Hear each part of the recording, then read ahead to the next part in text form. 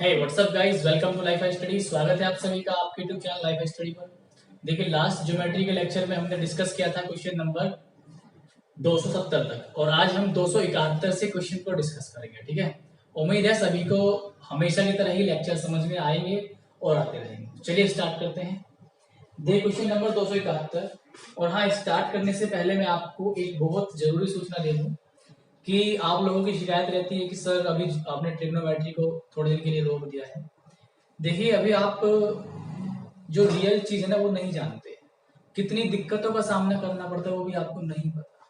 ठीक है, तो रिसोर्सेज अभी छोटे हैं, थोड़े ही रिसोर्सेज हैं, लेकिन जैसे ही हम रिसोर्सेज आपके लिए इकट्ठा कर पाएंगे बहुत जल्दी हम आपके लिए बहुत अच्छी सुविधा करेंगे। थोड़ा सा धैर्य रखिए। ठीक है, भगवान के घर देर है लेकिन अंधेर नहीं। ठीक ठीक है ना। चलिए देखिए, स्टार्ट करते हैं। क्वेश्चन 271 क्वेश्चन में क्या कहा गया। क्वेश्चन नंबर 271 में बोला गया आपसे कि एक समबाहु त्रिभुज के परिवृत्त की त्रिज्या 12 सेंटीमीटर है। समबाहु त्रिभुज की ऊंचाई क्या होगी। देखो, 271 छोटा क्वेश्चन है लेकिन ले लेते हैं इसको एक बार। एक समबाहु त्रिभुज है। समबाहु त्रिभुज मतलब क्या होगा, जिसकी तीनों भुजाएं क्या होंगी, यहाँ पर बराबर होंगी। ये तीनों साइड बराबर हैं।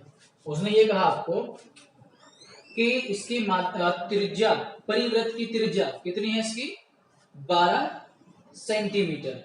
ठीक है, तो यहां पर अब आप एक चीज का ध्यान देंगे, ये हमारा ए बी सी कैसा त्रिभुज है हमारा, ये समबाहु त्रिभुज। समबाहु मतलब जिसकी सारी साइड्स क्या होंगी, इक्वल होंगी। अच्छा, अब दो चीजें मैंने आपको बताई हैं, परित्रिज्या बता रखी है और एक आंतरिक त्रिज्या बता रखी है। तो सबसे पहले जो परिवृत्त, परित्रिज्या नहीं है, परिवृत्त है। तो एक समबाहु त्रिभुज के परिवृत्त की त्रिज्या 12 सेंटीमीटर है। समबाहु त्रिभुज की ऊंचाई क्या होगी। अच्छा, एक बात देखो, अगर हम यहां पर एक साइड बाइसेक्टर खींचते हैं, ठीक, साइड परपेंडिकुलर बाइसेक्टर ऐसे खींचेगा। ठीक है, फिर इसको थोड़ा सा आगे बढ़ाएंगे, इस तरीके से आएगा। ठीक, ऐसे यहां पर खींचेंगे, इस तरीके से आएगा। और जब इस पे खींचेंगे तो ये इस तरीके से आएगा। ठीक है, ये आएगा। यहां पर जो काटेंगे ये क्या होगा, इसका ये परिकेंद्र होगा।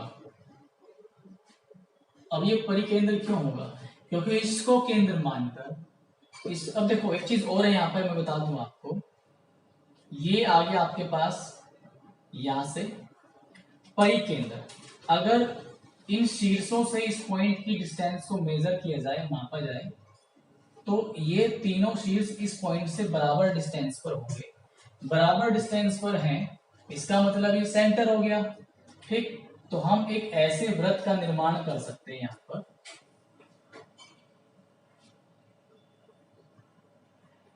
ठीक है, तो हम इस वृत्त को क्या कहेंगे यहां पर, परिवृत्त। क्या कहेंगे हम, परिवृत्त। अब उसने ये कहा कि 12 सेंटीमीटर क्या है, इसकी त्रिज्या है। तो एक बात देखो, सेंटर से लेकर यहां तक, परिधि तक, सेंटर से लेकर परिधि तक की दूरी क्या होगी हमारी, यही त्रिज्या होगी। कैपिटल आर बोल सकते हैं इसको। तो कैपिटल आर बराबर उसने आपको दिया हुआ है 12 सेंटीमीटर। बात करें सेंटर से लेकर परिधि तक, ये भी क्या होगी, कैपिटल आर, और ये भी क्या होगी, कैपिटल। तो कैपिटल आर बराबर आपके पास हो गया है 12 सेंटीमीटर। अच्छा, एक बात ध्यान देना, समबाहु त्रिभुज की बात कर रहे हैं हम, किसकी, समबाहु त्रिभुज। समबाहु त्रिभुज में ये जो आप साइड बाइसेक्टर खींचेंगे, साइड बाइसेक्टर जो खींचेंगे वो माध्यिका की तरीके से काम करेगा। किसके तरीके से, माध्यिका के तरीके से। तो यहां से यहां तक जो माध्यिका होती है वो कितने अनुपात में बढ़ती है, 2 अनुपात में। तो एक बराबर कितना आएगा, 2 बराबर आएगा 12, एक बराबर कितना आएगा, 6। उसने क्या निकालने के लिए कहा है, उसने कहा यहाँ पर कि त्रिभुज की ऊंचाई ज्ञात कीजिए। ऊंचाई तो ये पूरी होगी, ठीक है, और अगर ये माध्यिका की तरह भी बिहेव कर रही है तो 2 अनुपात ये, 1 अनुपात ये, तो टोटल हाइट कितनी आएगी, 3। तो 3 पे निकाल दो, 3 बराबर कितना आएगा आपका 18 सेंटीमीटर। समझ गए? तो इस तरीके से आपका आंसर हो जाएगा यहाँ पर 18 सेंटीमीटर। इसका एक दूसरा तरीका ये भी हो सकता है, सेकंड मेथड। जैसे मान लिया एक ट्राइंगल है यहाँ पर आपके पास, इक्विलैटरल है, समबाहु है, तो यहाँ पर उसने क्या कहा गया, परिव्रत है। ठीक, तो परिव्रत होने का मतलब क्या है कि side bisector, side perpendicular bisector खींचने पड़ेंगे। तो जब आप साइड परपेंडिकुलर बाइसेक्ट खींचोगे तो वो इस तरीके से आएगा, इस साइड का आएगा ये, बिल्कुल बीचों बीच से। ठीक है, और जब इसमें बीचों बीच से खींचोगे आप तो इस तरीके से आएगा, और जब इसमें खींचोगे तो इस तरीके से आएगा। ठीक है, अब यहां पर आप इसको देखें, ये अब मैं इस ट्राइंगल की बात कर रहा हूं, ये परपेंडिकुलर बनेगा क्योंकि जब दोनों साइड बराबर हो सामने वाली, तो ये अगर हम सीधी लाइन खींचते हैं तो ये क्या होगी, परपेंडिकुलर भी होगी और इसको बराबर दो भागों में बांटेगी। ठीक, उसने क्या कहा आपको कि हर भुजा, अभी उसने आपको क्या दिया, उसने आपको दिया परिवृत्त की त्रिज्या कितनी है, 12 सेंटीमीटर। हम जानते हैं कि परित्रिज्या क्या, परिवृत्त की त्रिज्या, परिवृत्त की त्रिज्या क्या होगी, परित्रिज्या। तो परित्रिज्या का फॉर्मूला क्या होगा, r बराबर a/√3। तो यहां से इसकी वैल्यू कितनी है, 12। ठीक, a√3, दैट मीन्स a की वैल्यू कितनी आएगी, 12√3। तो ये 12√3 हो गई आपके पास, 12√3, ये भी 12√3 और ये भी 12√3। जब ये पूरी 12√3 है, ध्यान देना, जब ये पूरी 12√3 है तो ये पूरी 12, तो आधी कितनी रहेगी, 6, तो ये हो गई 6√3। ये 90 पाइथागोरस थ्योरम लगेगी क्योंकि ये हाइट होगी। ठीक है, ये हाइट होगी ट्राइंगल की, तो ये निकालनी है पाइथागोरस। जब हम थ्योरम लगाएंगे, इसको आप a, इसको d मान सकते हैं, तो AD क्या आएगा, स्क्वायर रूट ऑफ 12√3 का होल स्क्वायर माइनस 6√3 का होल स्क्वायर। ठीक, ये आएगा 12 का स्क्वायर 144 गुना 3 माइनस 36 गुना 3। 3 कॉमन ले सकते हैं आप, यहाँ पर 3 कॉमन ले लेंगे तो 144 से 36 घटा कितना बचेगा आपका, 108। ठीक है, 108 ही बचेगा क्या, हाँ। तो यहां पर जब आप इसको सॉल्व करेंगे तो ये जो आपका आंसर आएगा ये 18 ही आ जाएगा, क्योंकि 324 बनेगा अंदर, और 324 का स्क्वायर रूट क्या आता है आपका, 18 आएगा। ठीक है, चलो मैंने पूरा दोनों तरीके बता दिए, कोई भी तरीका भारी नहीं है, बिल्कुल बेसिक तरीके हैं दोनों। अब मैं आपको एक पॉइंट बताना चाहूंगा, इसी से जुड़ा हुआ एक इंटरेस्टिंग और इंपॉर्टेंट पॉइंट है जो आपको अपनी कॉपी में नोट करना है। पॉइंट क्या है, लिखे जल्दी से, कि किसी समबाहु त्रिभुज में, किसी समबाहु त्रिभुज में चारों केंद्र, किसी समबाहु त्रिभुज में चारों केंद्र, जो हमारे चारों सेंटर हैं, जो चारों सेंटर हैं कौन कौन से, लंब केंद्र, लंब केंद्र इंग्लिश में बात करें तो ऑर्थो सेंटर। ठीक, दूसरा परिकेंद्र, ठीक है, परिकेंद्र ये होता है आपका सरकम सेंटर। ठीक, बात करें अंतः केंद्र, ये होगा आपका इन सेंटर। ठीक है, इन सेंटर होगा। और बात करें केंद्रक की, केंद्रक मतलब सेंट्रोइड या ग्रेविटी सेंटर, ये चारों केंद्र एक ही बिंदु पर होंगे। याद रखना, समबाहु त्रिभुज में चारों केंद्र एक ही बिंदु पर होते हैं, ये बहुत इंपॉर्टेंट पॉइंट है। ठीक, चलो अगला क्वेश्चन देखते हैं। क्वेश्चन में टाइम लिया मैंने ताकि आपको अच्छे से क्लियर हो जाए। अगला क्वेश्चन देखो, 272। 272 में उसने क्या कहा, 272 क्वेश्चन है, ट्राइंगल दिया हुआ है और एक आपको इक्वेशन दी गई है, √2a + b, इसका मान निकालना आपको डिग्री में।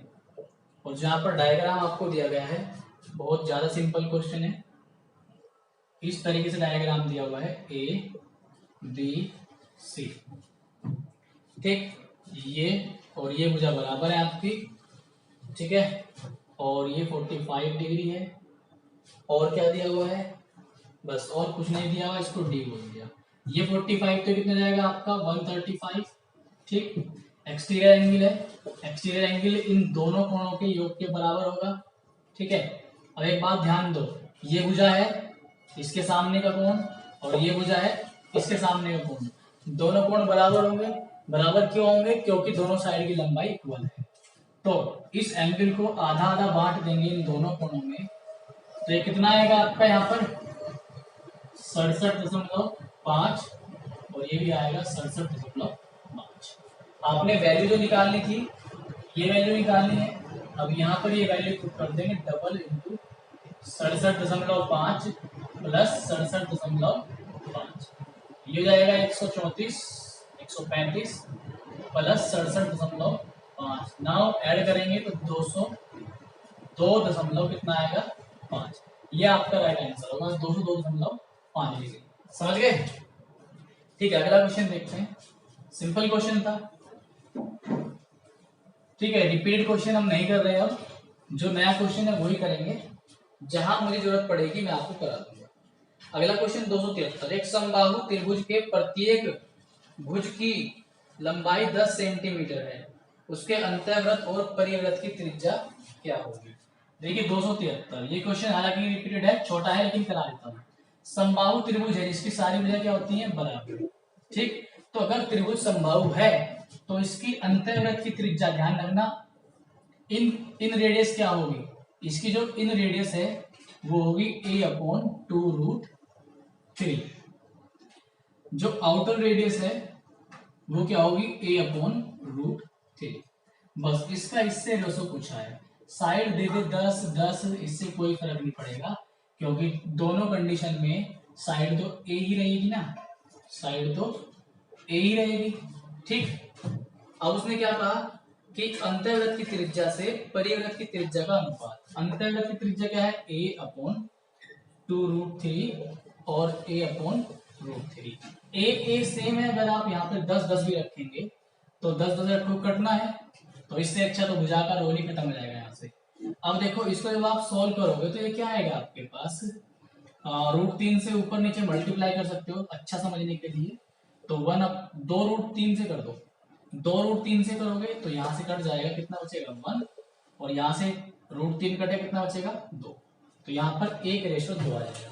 इसे आप डायरेक्टली भी याद रख लो कि अंतःव्रत और परिव्रत की त्रिज्या का अनुपात 1:2 होगा यदि त्रिभुज समबाहु है तो, ठीक है। अगला क्वेश्चन देखते हैं 274।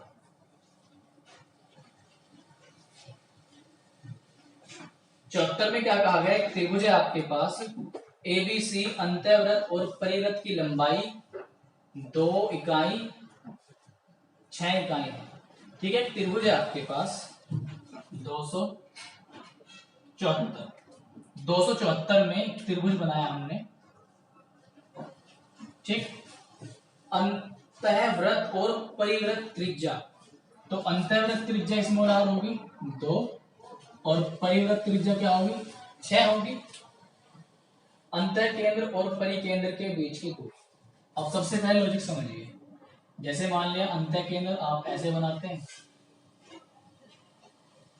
अंतः केंद्र अंदर बनेगा और बाह्य केंद्र, अगर वृत्त बाहर बने तो इस तरीके से बनेगा। अगर हम इन सेंटर की बात करें तो इन सेंटर क्या होगा, यहाँ पर आपका इस तरह से मान सकते हैं, ये होगा। और अगर हम x समझ लो ना, लेकिन यहां पर एक चीज का आपको ध्यान देना है, अंतःव्रत केंद्र और परिव्रत केंद्र के बीच की दूरी निकालने का फॉर्मूला जो आपका होगा वो होगा d √r² - 2r।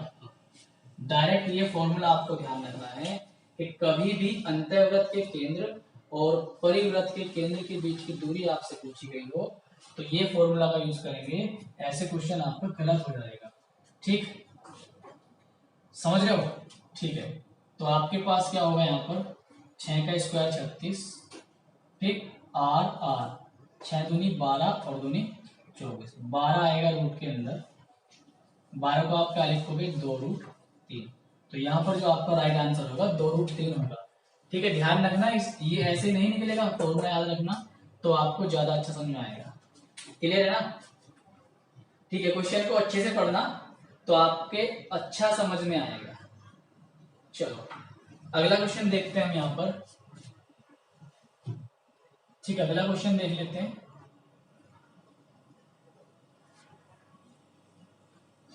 दो सौ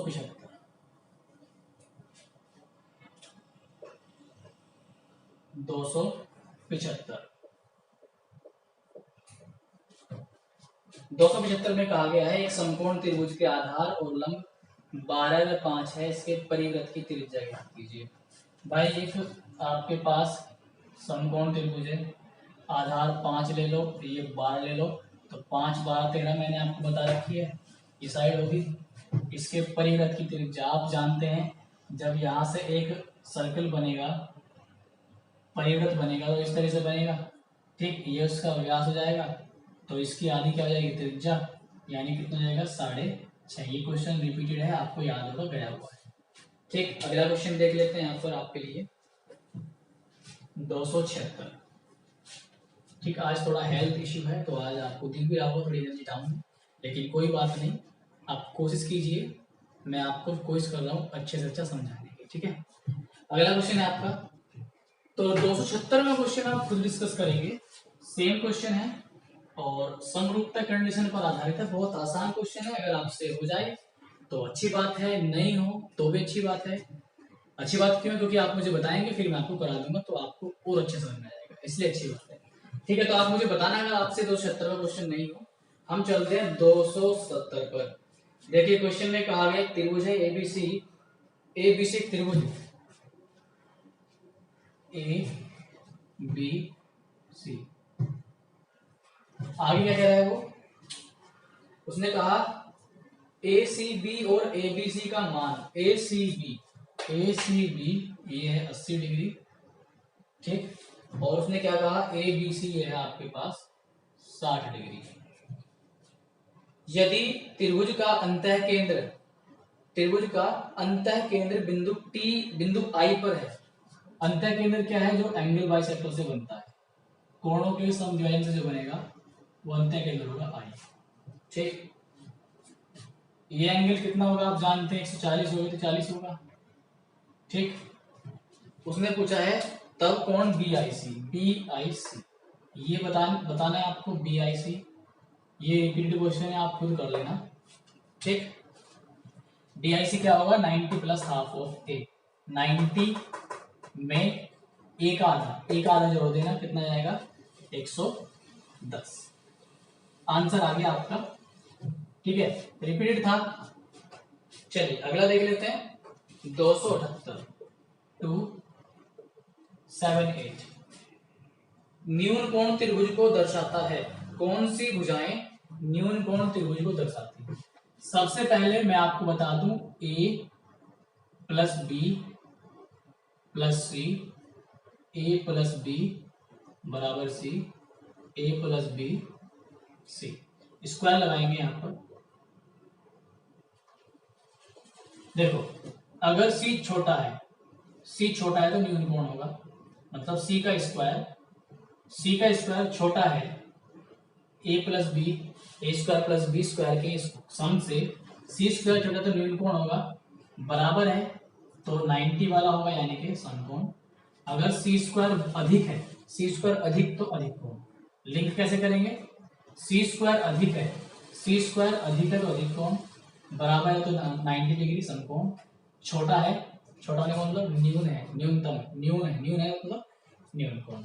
तो ये कंडीशन आप लगा के देखेंगे। जैसे पहला ऑप्शन आप चेक करेंगे 6 9 16, 6 9 और 16, 36 आएगा 6 का स्क्वायर, 9 का स्क्वायर 81 और 16 का स्क्वायर 256। आपको साफ दिखाई दे रहा है 256 ज्यादा होगा, यानी कि पहली जो साइड्स दी हुई है अधिक कोण त्रिभुज को बनाएंगी। दूसरा 7 8 10, 7 का स्क्वायर 49, 8 का स्क्वायर 64, 10 का स्क्वायर 100। आप जानते हैं ये बड़ा होगा, ठीक है। तो यहाँ पर ये क्या करेंगी, न्यून कोण त्रिभुज बनाएंगी, ठीक है, क्योंकि सी स्क्वायर क्या है, कम है, न्यून कोण त्रिभुज बनाएंगी। और फिर 5 12 13, 5 का स्क्वायर 25, 12 का स्क्वायर 144, और यहाँ पर बराबर आ जाएगा 13 का स्क्वायर 169 के। ये समकोण बनाएंगे, इससे समकोण बनेगा, इससे न्यून कोण बनेगा पहली कंडीशन, और इससे क्या बनेगा, अधिक कोण। उसने क्या पूछा है, न्यून कोण, तो इसका मतलब पहला ही आपका यहाँ पर दूसरा आपका आंसर हो जाना चाहिए 7 8 10। 7 8, एक मिनट जरा, हाँ 7 8 10, तो दूसरा आंसर होगा, ठीक है, 7 8 10। या एक मिनट, पहला था 6 9 16, 6 9 16, ठीक है, चलो हाँ यही होगा आपका आंसर, ठीक है। आराम से कर लेंगे आप 278वें क्वेश्चन को, ठीक है। एक बार मैच कर लेते हैं भाई, 278 का आंसर क्या है,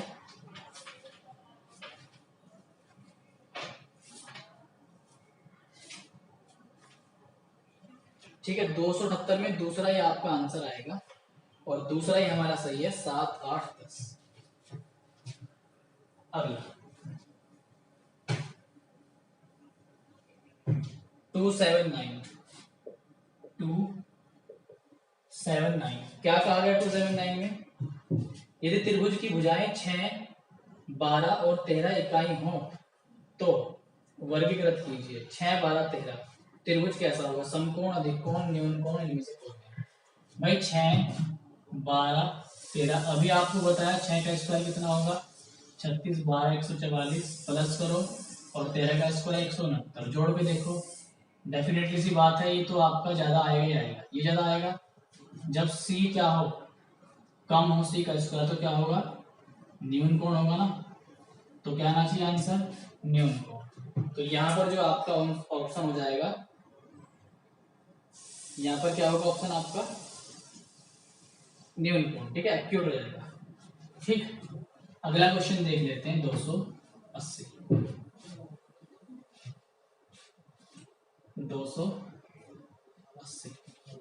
280 में क्या कहा गया है, त्रिभुज है, दो त्रिभुज समरूप हैं एबीसी डीएफ पर विचार कीजिए, निम्न में से कौन सा त्रिभुज डीएफ के क्षेत्रफल के अनुपात के बारे में सही है।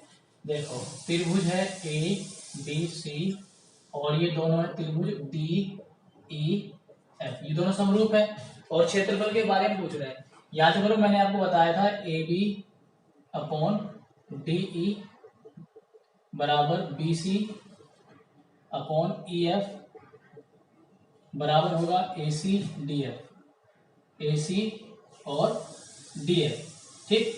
और अगर हम इनके एरिया की बात करें, area of triangle A B C और area of triangle D E F, वो क्या होता है, इनकी भुजाओं के स्क्वायर के बराबर, भुजाओं के स्क्वायर के बराबर। अब आप मैच करके देखो इनमें से कौन सा आपका आंसर बन सकता है। आप ध्यान से अगर देखेंगे तो यहाँ पर आपका option number A B upon D E, A B upon D E, ठीक, B C upon E F और A C upon D F. तो 280 में आपका यहाँ पर जो ऑप्शन आएगा वो आना चाहिए 2। 280 का एक बार चेक कर लेते हैं, कंफर्म हो जाएगा, बिल्कुल 2 ही आंसर है, ठीक है। ये कंडीशन आपको याद होगी जहां पर मैंने आपको सिमिलरिटी ऑफ ट्राइंगल बताया था। अगला है 281। 81 में क्या कहा गया है, देखिए ध्यान समझना, सिंपल क्वेश्चन है, समकोण त्रिभुज के लिए निम्न स्थितियों में से कौन सा सही है। समकोण त्रिभुज के लिए, समकोण त्रिभुज मतलब क्या है भाई, 90 डिग्री होगा, ठीक। पहला ऑप्शन क्या कह रहा है, त्रिभुज के दो कोणों का योग तीसरे कोण से बड़ा होगा, तो दो कोण, ये तो 90 होगा ही होगा क्योंकि समकोण है। अब ये कितना भी हो, ये कितना भी हो, ये हमेशा 90 से छोटा होगा, ये कोण भी 90 से छोटा। एक कोण 90 है तो इन दोनों कोणों का सम तो 90 होगा ही होगा, क्योंकि त्रिभुज के तीनों कोणों का योग 180, लेकिन वो क्या कह रहा है कि त्रिभुज के दो कोणों का योग तीसरे कोण से बड़ा, दो कोणों का योग तीसरे कोण से बड़ा नहीं हो रहा। इसका मतलब ऑप्शन नंबर 1 तो आपका यहाँ पर मैच, ऑप्शन नंबर, ठीक है, पहला त्रिभुज के दो कोणों का योग तीसरे कोण से बड़ा। भाई दो कोणों का योग तीसरे कोण से बड़ा होगा या नहीं होगा यहाँ पर। अच्छा दूसरा देखो, त्रिभुज के दो कोणों का योग तीसरे कोण से कम, दो कोणों का योग तीसरे कोण से कम नहीं है, ठीक है, बराबर आ रहा है तो ये भी नहीं होगा। त्रिभुज के दो कोणों का योग तीसरे कोण के बराबर, बराबर तो हो रहा है, ठीक है, दो कोणों का योग 90 हो रहा है और 90 90 180 तो बराबर हो सकता है, इनमें से कोई नहीं, ठीक है। एक बार आप आंसर चेक कर लेते हैं और अच्छा क्लियर हो जाएगा। 280 का पहला, यहाँ पर क्या दिया हुआ है, पहला त्रिभुज के दो कोणों का योग तीसरे कोण से बड़ा, समकोण त्रिभुज के लिए देखो दो कोणों का योग तीसरे कोण से बड़ा, जबकि यहाँ पर हो रहा है बराबर, तो ये तो गड़बड़ हो रहा है मामला, इसमें ऑप्शन इसका मतलब सही नहीं है। तो यहाँ पर आपका कौन सा होना चाहिए, तीसरा होना चाहिए, ठीक। आंसर क्या होगा आपका, तीसरा। इसमें गड़बड़ है, ध्यान से देखना, पहला यहाँ पर नहीं होगा, उन्होंने पहला दिया हुआ है, ठीक है, समझना, पहला यहाँ पर नहीं होगा, ठीक। तीसरा आंसर होगा त्रिभुज के दो कोणों का योग तीसरे कोण के बराबर, दो कोण ये रहे, तीसरा कोण ये रहा, दोनों कोणों का योग तीसरे कोण के बराबर है। चेक कर लेना, सही कर लेना इसको, तीसरा आंसर सही होगा, ठीक है। अगला देखो, यहाँ पर 282, 282 में क्या कहा गया है, वो कह रहा है अधिक कोण त्रिभुज के निर्माण में भुजाओं के सही क्रम का संयोजन होगा। भाई अधिक कोण के बारे में मैंने आपको बताया था, अभी आपको क्या चेक करना है, a square plus B square greater, इन दोनों के स्क्वायर के सम से बड़ा होगा c स्क्वायर। ये कंडीशन लगा के देखना, आपका आंसर आ जाएगा। और इस तरीके से आप चेक करोगे 282 में, तो 282 में जो है आपका आंसर बिल्कुल आसानी से आ जाएगा, ठीक है। तो यहाँ पर 282 का जो आंसर होगा ये होगा आपका 36 49 13, यानी कि पहला 6 7 13, 6 7 13, क्लियर हो गया, ठीक, ठीक है। और जो हमने पीछे किया क्वेश्चन 281, 281, तो इसमें आपको ध्यान से कर लेना है, चेक कर लेना, इसको सही कर लेना। अगला क्वेश्चन है आपका 283, 283 कहा गया है BC के समांतर रेखा DE, बिंदु DE पर त्रिभुज को दो भुजाओं में को इस प्रकार काटती है। एक त्रिभुज है ABC, एक रेखा खींचिए, ये BC, ये A, ये D और ये E। उसने कहा कि AD बराबर, AD क्या है, AD ये रहा A से लेकर D तक। उसने कहा AD है, AD जो है वो है 1/6 ऑफ AB, AB का 1/6, तो अगर AB 6 है, AB पूरा 6 है, तो AD कितना होगा, 6 का 1/6 1 होगा, तो इसका मतलब कितना हो गया, 5 हो गया। आगे क्या कह रहा है वो, AE जो है 1/6 है AC, AC 1/6 है, 1/6 है AC का, तो ये 6, तो 6 का 1/6 क्या होगा, A, यानी कि ये 1 होगा, तो ये कितना होगा, 5, ठीक, समझ गए। तो जो रेशो इनमें होगा वही रेशो इनमें होगा, तो ये भी कितना होगा, यहाँ पर आपका 5 होगा, ठीक। अच्छा उसने पूछा क्या है आपसे, एक बार ध्यान से करेंगे हम, उसने पूछा क्या है, ठीक, उसने पूछा है BC का मान 18, लेकिन BC का मान उसने ऐसे दे दिया, कितना दे दिया, 18, और आपसे पूछा गया DE पूछा गया है कि DE की वैल्यू आप बताओ। एक बात ध्यान दो, एक बात ध्यान देना, बड़े त्रिभुज की साइड का, बड़े त्रिभुज की साइड का 1/6 क्या है, 1, मतलब बड़े त्रिभुज की साइड का अगर आप 6 से भाग दे दो तो छोटे त्रिभुज की भुजा आ जाती है। बड़े त्रिभुज की भुजा को 6 से भाग दे दो, छोटे त्रिभुज की भुजा आ जाती है। 18 को 6 से भाग दो, कितना आएगा? छोटे त्रिभुज की भुजा क्या जाएगी? 3 आ जाएगी। ठीक है, तो ध्यान से समझने की कोशिश करना, बहुत ज्यादा आज हेल्थ इशू है। ठीक है, आप शुक्र मनाइए कि मैं वीडियो आपको दे रहा हूँ, लेकिन बहुत ज्यादा हिम्मत नहीं किया। ठीक, हो सकता है कुछ वीडियो में आपको थोड़ा बहुत पॉइंट मिस हो जाए इधर उधर, या आपको थोड़ा इंटरेस्ट ना लगे क्लास में, लेकिन आप कोऑपरेट करना, समझना। ठीक है, आपको आंखों में दिखाई दे रहा होगा, आंखें बहुत ज़्यादा खराब हो रही है इस समय, और खोलना ही मुश्किल हो रहा है लाइट्स के सामने। ठीक है, तो आप कोऑपरेट करना, समझना। ठीक ठीक है, तो मैं पूरी कोशिश कर रहा हूँ कि आपको अच्छे से समझाऊँ, गला भी सूख रहा है। ठीक है ना, तो अच्छे से कोशिश करना, और छोटी मोटी गलती है तो उसको आप करेक्ट कर लेना, क्योंकि दिमाग भी खुद मेरे कंट्रोल में नहीं है, लेकिन फिर भी आपको पढ़ाना। ठीक, अगला क्वेश्चन देखो, 284।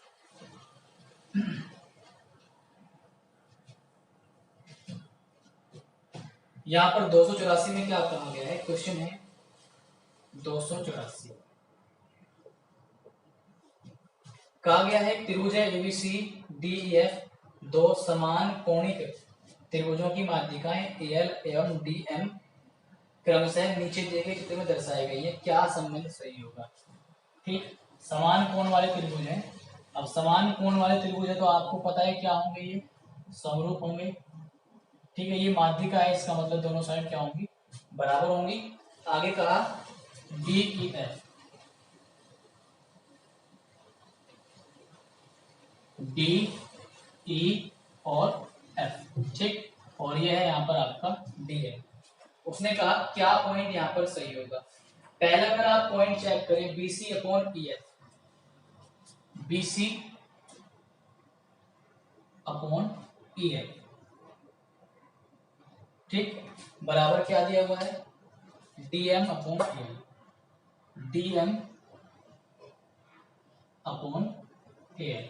बड़े त्रिभुज की भुजा है ऊपर, नीचे छोटे त्रिभुज की भुजा, या ये त्रिभुज आप ले सकते हैं, पहले त्रिभुज की भुजा बीसी, यहाँ पर दूसरे त्रिभुज की भुजा, लेकिन यहाँ पर पहले त्रिभुज की माध्यिका, सॉरी दूसरे त्रिभुज की माध्यिका, और यहाँ पर पहले त्रिभुज की माध्यिका। ध्यान देना, अगर ऊपर पहले त्रिभुज की है तो यहाँ पर भी पहले त्रिभुज की होनी चाहिए थी। ठीक, एल अपॉन डी एम चल जाता अगर ऐसा होता। तो क्या इस तरह से किसी ऑप्शन में दिया हुआ है? B C upon E F बराबर एल अपॉन डी एम। तो यहाँ पर जो आपका आंसर होगा 284 में, वो आपका दूसरा सही होगा। ठीक, पहले त्रिभुज की भुजा है तो पहले त्रिभुज की क्या होगी? माध्यिका होगी। समरूपता वाली कंडीशन को अच्छे से पढ़ लेना, दोबारा से एक बार क्लियर हो जाएगा बहुत ज्यादा। ठीक है, अगला क्वेश्चन देखते हैं 285।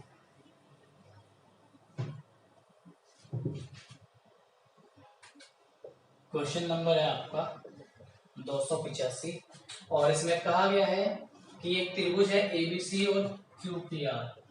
त्रिभुज है ए बी सी, त्रिभुज है क्यू पी आर। ठीक, उसने कहा है एबीसी का क्षेत्रफल, त्रिभुज ए बी सी का जो एरिया है अपॉन एरिया ऑफ पी क्यू आर, ट्राइंगल पी क्यू आर, ये इसने दे दिया आपको, गिवन है, और 9/4, और ए सी बराबर लिख लेते हैं जो दिया हुआ है। ए सी बराबर कितना है? 12, ए बी बराबर है 18, ए बी बराबर है 18। ठीक है, बी सी बराबर है आपका 15। क्या निकालना है आपने? पी आर निकालना है। तो देखो पी आर कैसे निकलेगा? सबसे पहले दोनों त्रिभुज समरूप हैं, इनसे आ जाओ। ठीक, मैंने आपको बता रखा है, अगर एरिया की बात करें, area of triangle A B C और एरिया ऑफ ट्राइंगल पी क्यू आर, तो इसके अकॉर्डिंग अगर देखें हम, A B upon Q P, इसका होल स्क्वायर। ठीक, B C upon P R का होल स्क्वायर, और A C upon Q R, Q R ये होगा आपका। अब देखना आंसर कैसे आएगा आपका। वहां क्या आंसर आएगा, B C upon P R. इसको उठाओ, बी सी की वैल्यू कितनी है आपके पास 15, पी आर तो निकालना ही है, होल स्क्वायर। इसकी वैल्यू क्या थी 9/4, स्क्वायर रूट ले लो दोनों साइड का, ठीक है। तो इधर कितना आएगा आपके पास 3/2, इधर जाएगा आपके पास 15/PR, 3×5 = 15, 5×10। तो पी आर की वैल्यू आपके पास कितनी आ गई 10 आ गई, ठीक है। अब तो खुश हो ना, ठीक पक्का, ठीक है। तो आपका आंसर आ गया है यहाँ पर 10।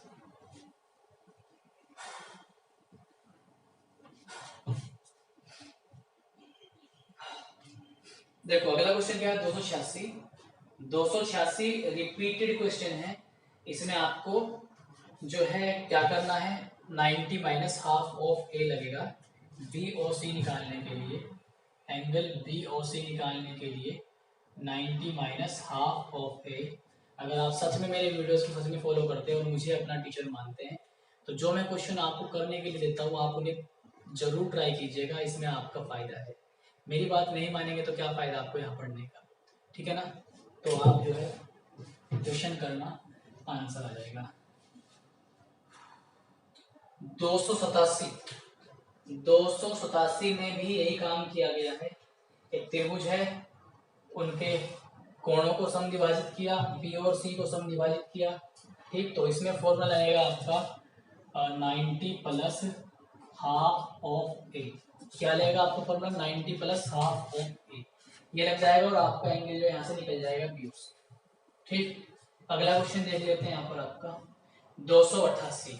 देखिए 288 क्वेश्चन क्या है, बहुत सिंपल क्वेश्चन है, लोग अच्छे समझाऊंगा, चिंता मत करो, थकान जरूर है लेकिन समझाऊंगा अच्छे से ही। एक त्रिभुज है एबीसी के अंतर्गत एक वृत्त बनाया गया है, त्रिभुज है एबीसी, इसके अंतर्गत एक वृत्त बनाया गया है, ठीक है।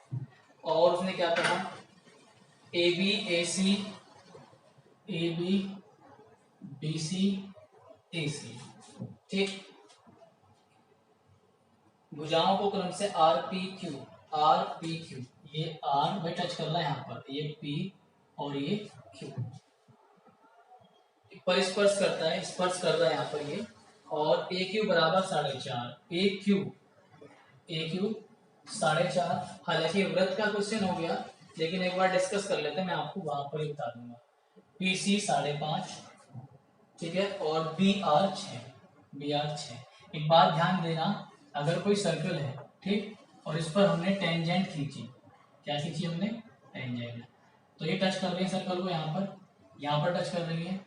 तो इस O पॉइंट से OP और OQ, OP बराबर ऑलवेज होगा OQ, ये यूनिवर्सल ट्रूथ है, हमेशा ऐसा होगा। तो ये 5.5, सी से यहाँ तक 5.5, तो सी से Q तक भी कितनी 5.5, ठीक।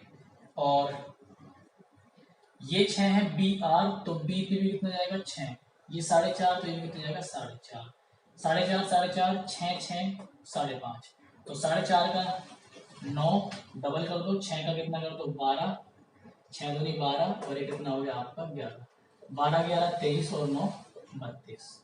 तो यहाँ पर जो आपका आंसर आएगा ये कितना आएगा 32। परिमाप पूछा था ना, परिमाप मतलब सारी भुजाओं का योग कर दो, ठीक, तो आपका जाएगा 32। आंसर हो गया, ठीक है भाई। समझने की कोशिश करना, समझ में आ जाएगा, बहुत भारी क्वेश्चन नहीं। 289 में क्या कहा गया है, इंपॉर्टेंट क्वेश्चन है, समझने लायक क्वेश्चन है, और ये एसएससी सीजीएल टियर 1 में क्वेश्चन आया हुआ है। देखो एक त्रिभुज है एबीसी, एबीसी क्या है, त्रिभुज है हमारे पास। उसने आगे क्या कहा, एफ ई बिंदु ए बी और ए सी पर इस प्रकार है, एफ और ये किस प्रकार है कि त्रिभुज को समान क्षेत्रफल वाले दो भागों में विभाजित करती है। अच्छा, अगर हम ट्राइंगल ए बी सी का एरिया 2 मान लें तो 2 बराबर भाग बनेंगे, यानी कि ए एफ सी का ए एफ ई है भाई, ए एफ ई का एरिया कितना हो गया 1, और इस ये जो आप रीजन देख रहे हैं नीचे वाला, इसका एरिया कितना हो गया 1 हो गया, क्योंकि 2 बराबर भागों में बांट दिया तो इसका भी कितना हो गया 1। आगे क्या कह रहा है वो, एडी बीसी पर लंब है, एडी लंब है बीसी पर, तो एडी हमने लंब बनाया बीसी पर, ठीक। अब उसने क्या कहा आपसे, जी पर काटता है, एफ ई को किस पर काटता है, जी पर, तो जी डी ए जी, तो जी डी ए जी का रेशो क्या हुआ, बहुत ध्यान से समझना, आंसर जल्दी ही आएगा। त्रिभुज ए एफ ई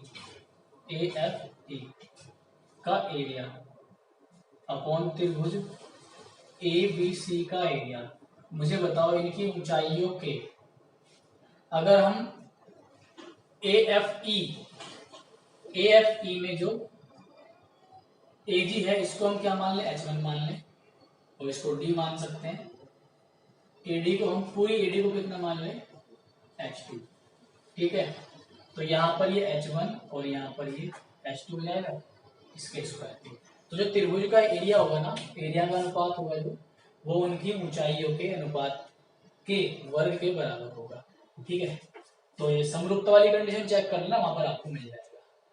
तो H1 अपॉन H2 का होल स्क्वायर, इसका एरिया भी मैंने आपको बताया कितना है, इसका एरिया 1 है और इसका एरिया कितना बताया मैंने आपको 2।